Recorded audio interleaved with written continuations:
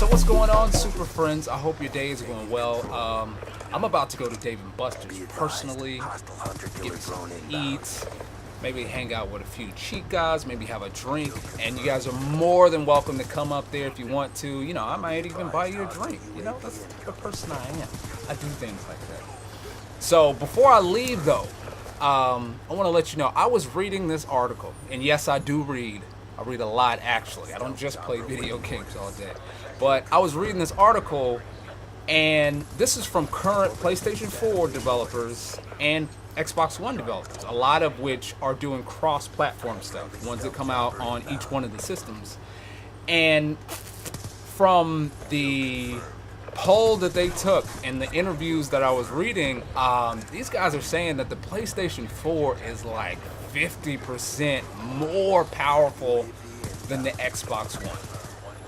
And that saddens me. Like, emotionally, I feel sad inside because I am all about speed. Like, I will change my phone just so I can get the much faster phone or one that's better, whatever it is. I'm all about specs, and I'm really disappointed about that. From what the guy said, he's saying that you know, these are early builds, like alpha, pre-alpha, you know, before you get to the beta builds, and they're running them on each one of the systems. And on the PlayStation 4, this is before optimization, but on the PlayStation 4, it's running at full 1080 HDMI output, HDMI resolution, excuse me, and like 30 frames per second, like low 30s, which is good. You know, this is before they optimize it.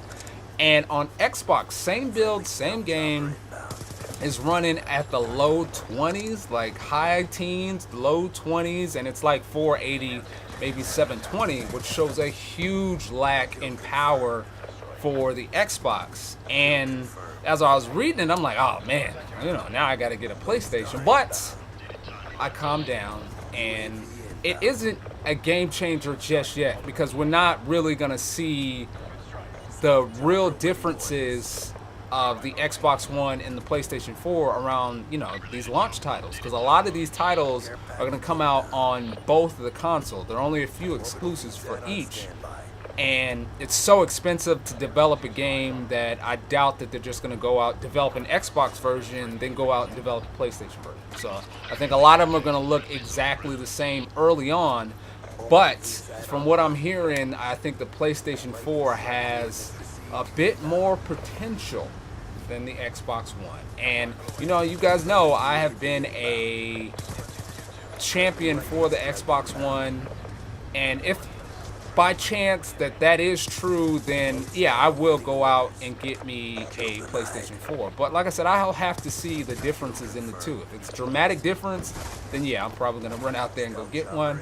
If not, then I'm going to hold off. Because remember, I bought an Xbox One Xbox early, and then I bought a PlayStation 3 early, and the games looked so much better on Xbox than they did on PS3, even though PS3 was the more powerful of the two hardware. So I'm going to wait it out and see. It's not quite a game changer yet for myself, but it may be down the line. So we're going to check that out. Hey, let me know, does this change anything for you? I mean, you may be wanting, like, oh, I was going to get an Xbox. Now you may go PlayStation 4. So leave it down in the comments or shoot me a message, guys. As always, guys, I like to say thanks a lot.